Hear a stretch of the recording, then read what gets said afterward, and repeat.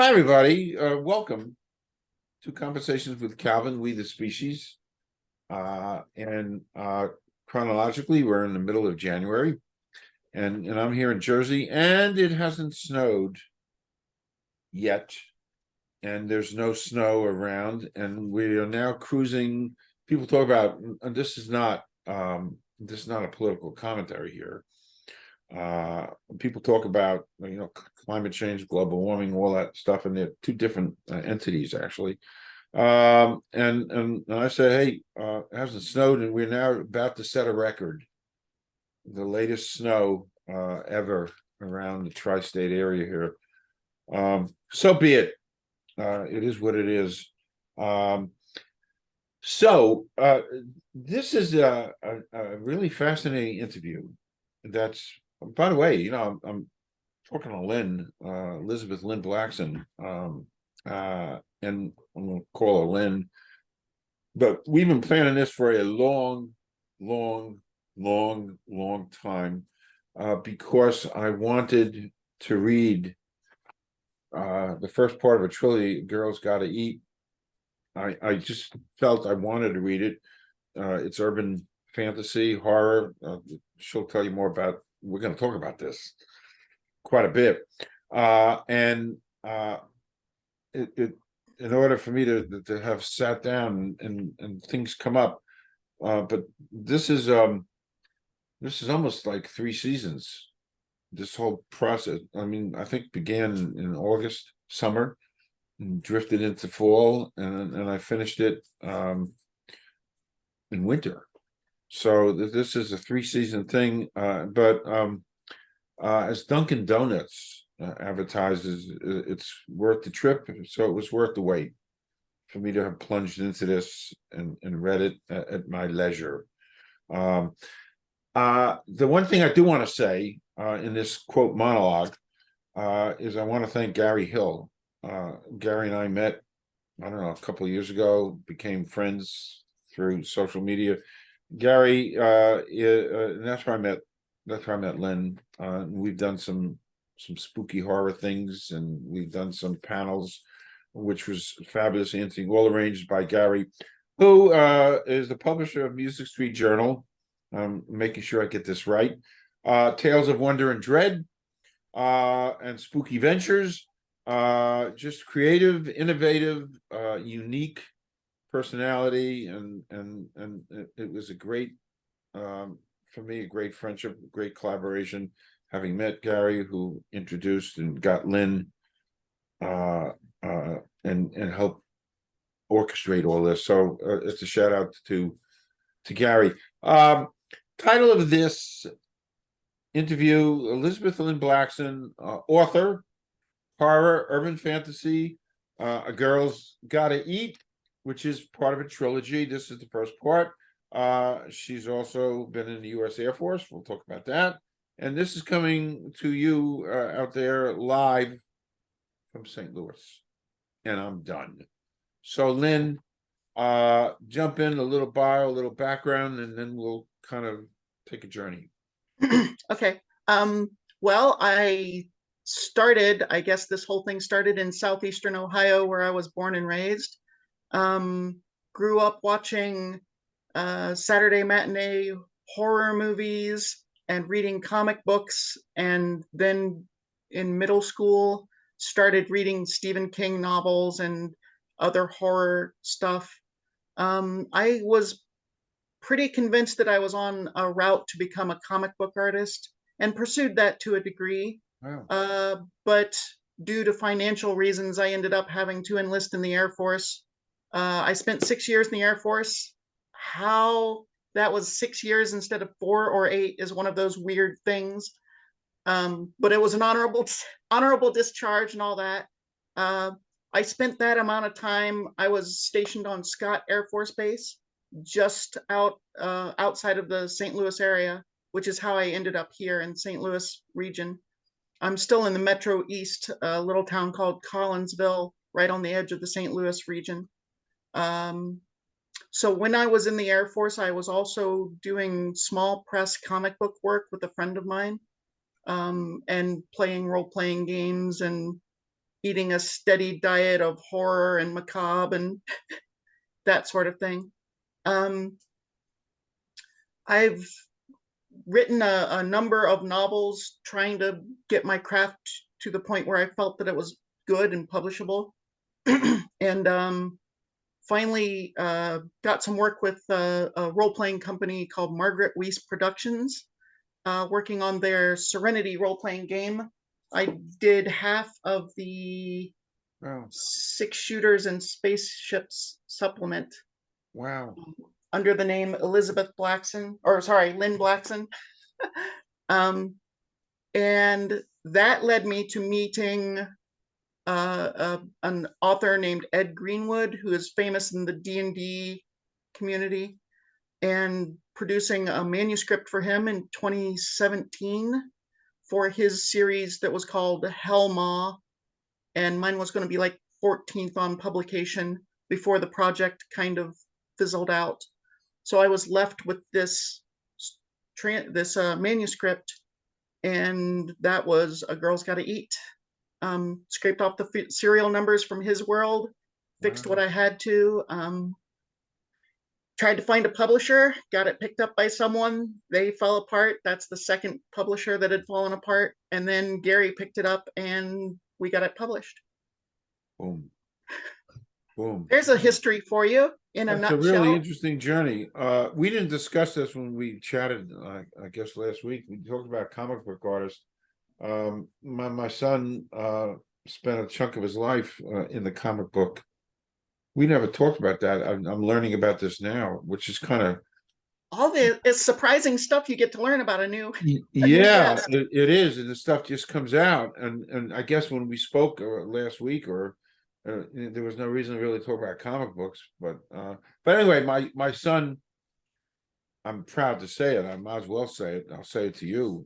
My son won the Eisner Award a few years ago. Wow. For best comic book anthology. He was one of the writers, and when we're done, I'll show you what it looks like. This is not about him, but his passion and love has always been comic books. Mm-hmm. And of course, winning the Eisner, he was so proud.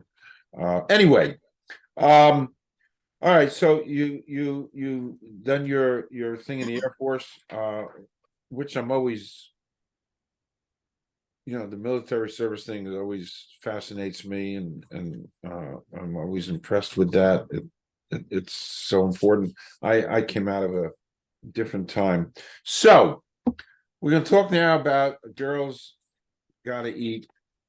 And again, I read it and I took notes. I have my notes.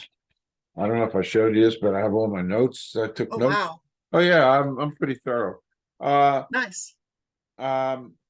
So it's horror, vampire, urban fantasy. So my question is, how does this subject matter come to you? How did it come to you? Right. That part of that was imposed upon me by the by Ed Greenwood Group when I started the manuscript. His series Hellmaw was about shape-shifting, man-eating demons, and so the creature in this book is not really, she's more like a succubus than a vampire, but that's like a very minor hair to split, I guess. She for all intents and purposes is a man-eating monster. Where the story came from, was that the question? Yeah, where did it come from? Within the framework of what I had to do is use a character that was like that. I didn't want to tell the story from the perspective of the creature, the otherworldly monster. I wanted it to be an allegory for someone's desire for vengeance. One of the two main characters in the book is Lucy, and at one point she finds out what this creature is, and she thinks, if I could just harness it and point it at all the horrible people in the world. And that's sort of the impetus of the story, is given a monster on a leash, what do you do with it? Okay. Another provocative question. You're smiling. Having read this, Girls Gotta Eat. I know I just finished my second novel, and 99.9% of that is from my own life experiences. So Right. did you pull some things from your own life experiences to help make The Girls Gotta Eat? Yes, absolutely. And how much of that, I like to say that my characters in the book are like, I took a little chisel and split myself into pieces, and each of the characters got assigned different aspects of me. So there's a lot of my viewpoints, and a lot of when I argue with myself about philosophical things, I'll just have two of the characters argue it out. And it Okay, doesn't mean that I ever come to a conclusion. So, okay, okay. It's interesting for me to ask another writer where right. some of this stuff comes from. There's a lot. I keep showing this because I like show and tell. There's a lot of police stuff and firearms here. I don't know anything about firearms. Where did that kind of background come from? Well, It was I'd like, detailed. It was so detailed. yeah, I'd like to say that it was military where I got the firearm training, but the honest truth is, you come from southeastern Ohio and you go shooting for fun. You go out in the strip mines and shoot up old Wow. washing machines, or, and Okay. then after the military, I continued learning about firearms. Um, we have a range near our house, and I think I fired every concealed carry firearm pistol they had available, Wow. and ripped a few magazines out of a fully automatic MP5. And Wow. so I like to try to make sure that that sort of detail is, they're not magic bang things, they're And machines that function away and you have to understand them, and that but sort of thing. they're wonderfully detailed, and even there was I forget, but even the pressure that what Right, the energy they produce in joules. Jules or something. What did Yeah, did I read that? yeah, yeah. Oh, It's muzzle energy, translated as joules of energy. oh wow. So yeah, it helps to read something before you talk about it. I mean, I can't do that all the time, but it does help. Um, there's a lot of not a lot, but there's references to serial killers in this too, and that's Right. part That of. was a one of those rabbit holes that I fell down in the probably early 90s, reading Tom Harris books and the Mindhunter book that then became a television series, The Origins of the FBI Searching for Serial Killers. Okay, And the agent Torres in this book is on the hunt for a serial killer. It's how he's introduced into the story. The second of the two main characters, one is Lucy and one is Javier Torres, FBI agent. So okay. yeah, and that is just one of my hobbies, one of those macabre things. Like, if you're gonna have a weird hobby, might as well put it in your horror writing. Uh, and listen, I've seen enough documentaries. The mind, of a serial killer, I can't comprehend. I mean, I don't step on a worm, Right. personally. There's a thing where all of us, we all have to draw a line between what's worth caring about and what we don't. And some of those people have this line, just like, there's me, and then there's nothing else I care about. And I feel bad. I like to think of this thing where a year or so ago, I was walking down a sidewalk and I watched a kind of thin, emaciated cat pounce on and consume a little baby bird. And I didn't know who to feel bad for, Oof, you know? oof. It's funny you say that, because I explored some of that in my second novel, um, being an animal,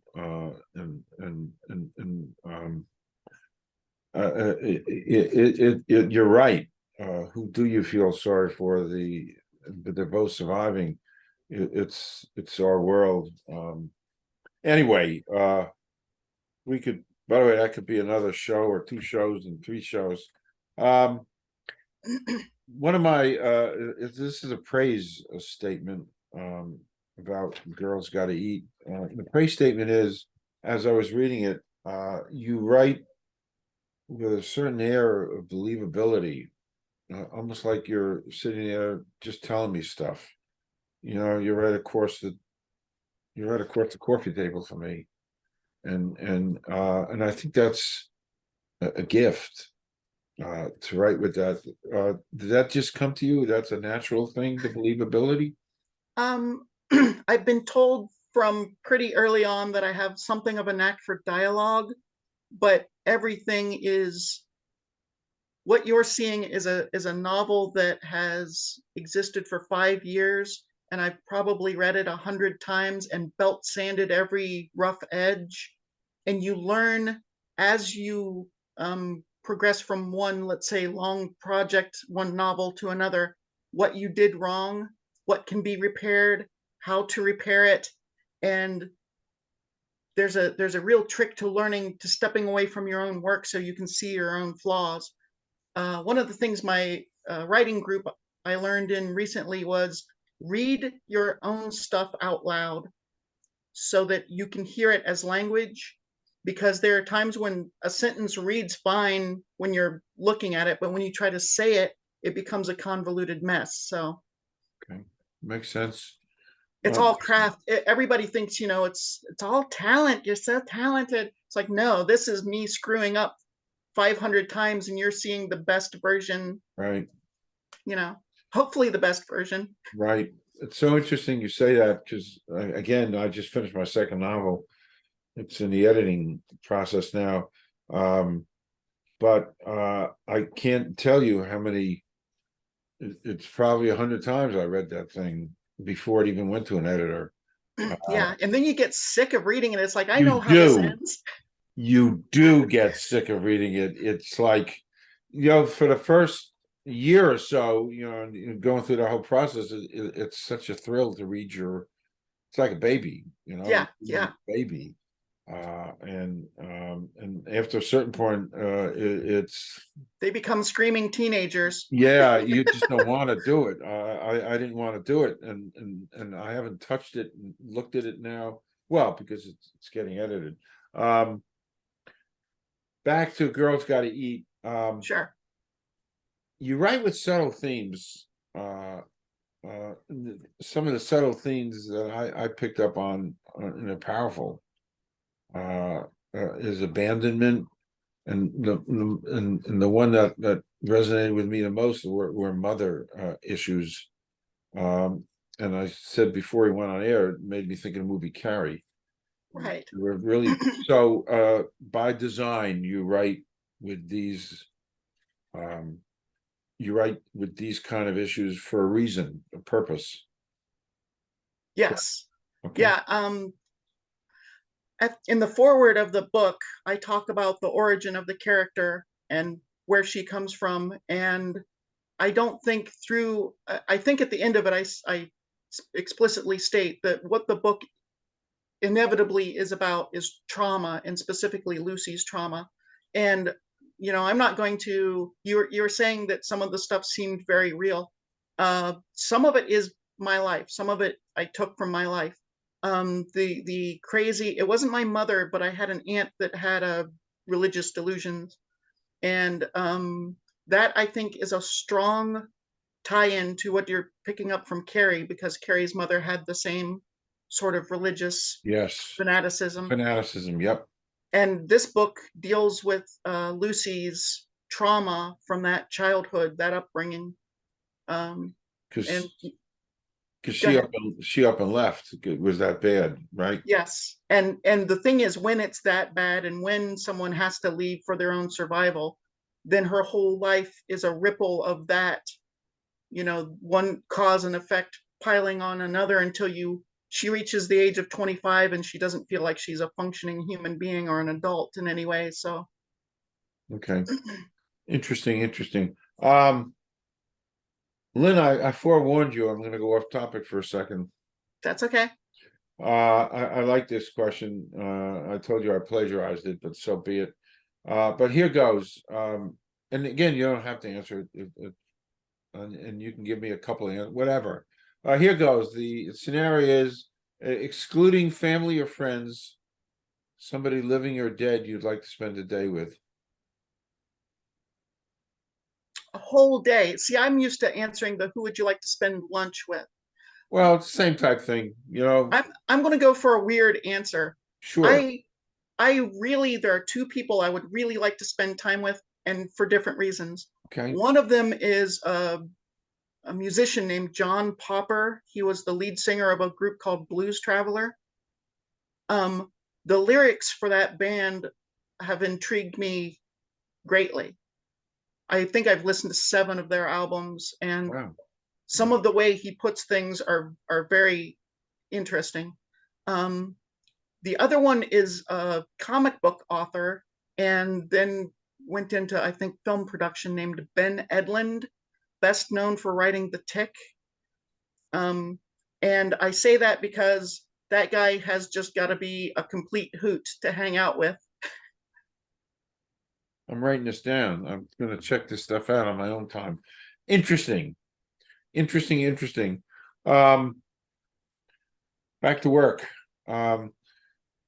I extracted a quote. I thought it was a cool quote. A broken clock is right twice a day. Right. And you came up with, so you found that somewhere. Yeah, it's an old English idiom, and I probably heard it from my grandparents. But there are certain jokes that I tell in the book, and they're not like big punchline jokes. They're sort of conceptual.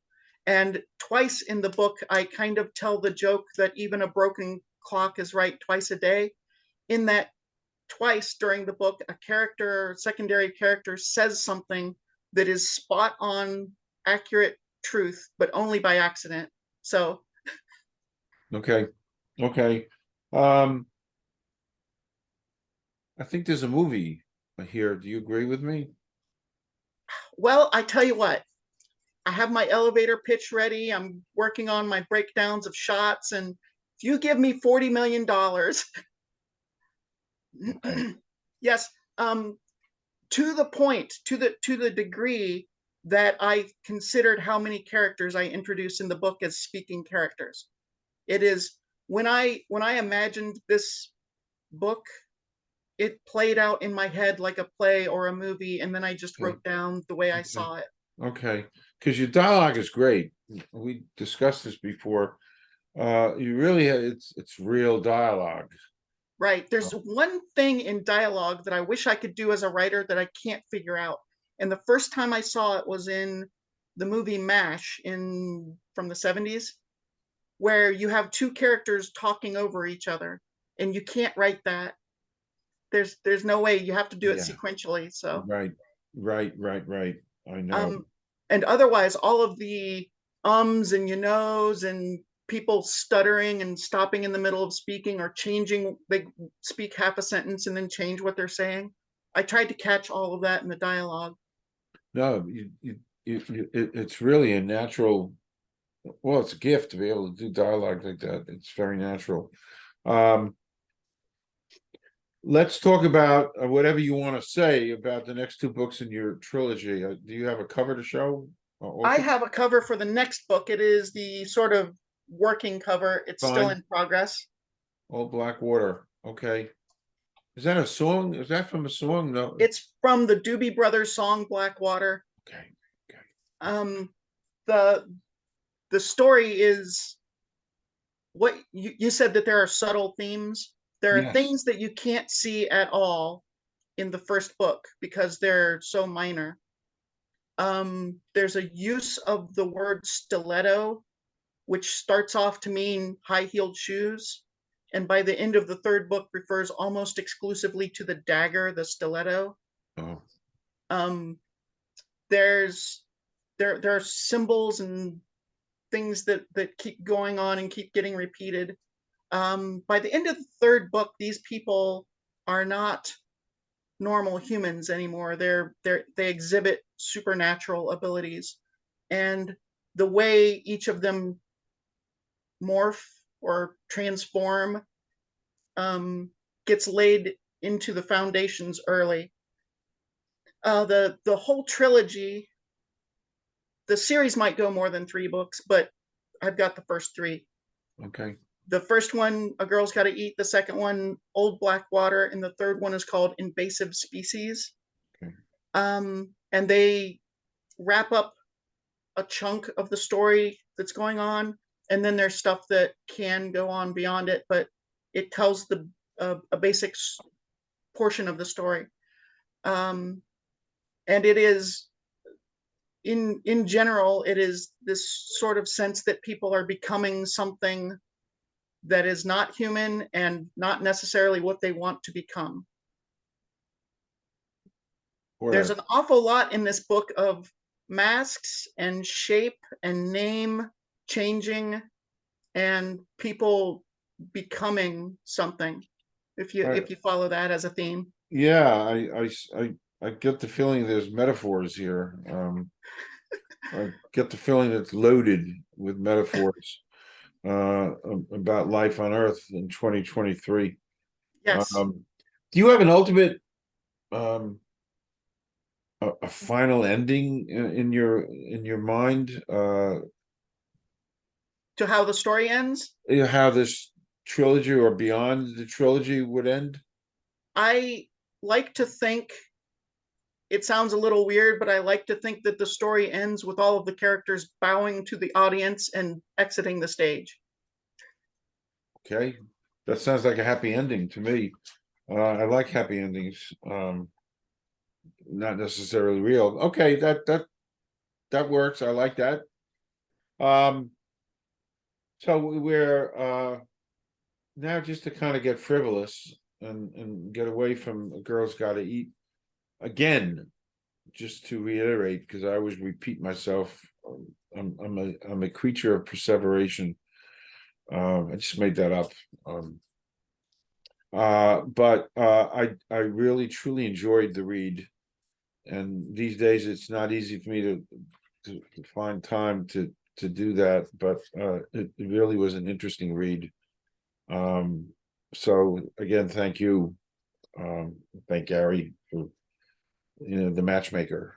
I should probably add at this point that Gary and Tales of Wonder and Dread have 2 collections, Spooky Houses and Spooky Stories, both of which I have a short story in. Oh, that's great. That's great. I mean, and we did one of our panels. We did a couple. Right. I was on one of them. Yeah, and the stuff. I mean, it was easier for me to read a short story, which I did a couple here and there. We did one in conjunction with Halloween a year ago. It's just a great collaboration, to be continued, Lynn. Life in St. Louis, where you live, Midwestern. Well, you're used to that kind of life, and it's really different. People say that it's different. I'm a Jersey guy, and I did spend 2 years in Ohio going to school. Midwest, different. You like life in St. Louis? Having come from southeastern Ohio, where as a child for the first 5 years I was on a farm, Wow. and then moved to a town of 10,000 people and lived there until I graduated. St. Louis it feels like the biggest city you can be in and not be in a big city. It's like 100 little cities that all grew together. Okay. So I've been to Chicago, New York, and Houston, and Dallas, and on the West Coast some, but they're a little intimidating. Chicago's intimidating. New York is insane. Houston is insane, and no human can afford to live on the West Coast that I'm aware of. So yeah, St. Louis has,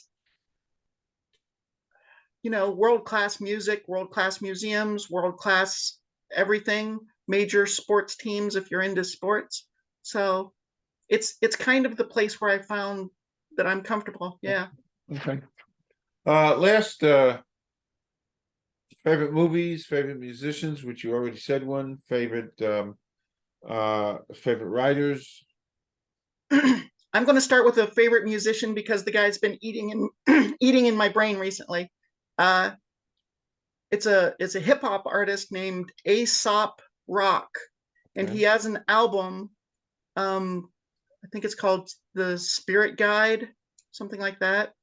And it was his most recent album, I think, and it talks about a bunch of supernatural things and the spiritual journey and trying to figure yourself out, which is not things I imagine mostly coming from hip hop. Let's see here, other musicians that I've been listening to recently. Nothing's coming immediately to mind. I run through. Okay. That's I've got a stack of CDs and I got a CD player for Christmas so I can use them. okay.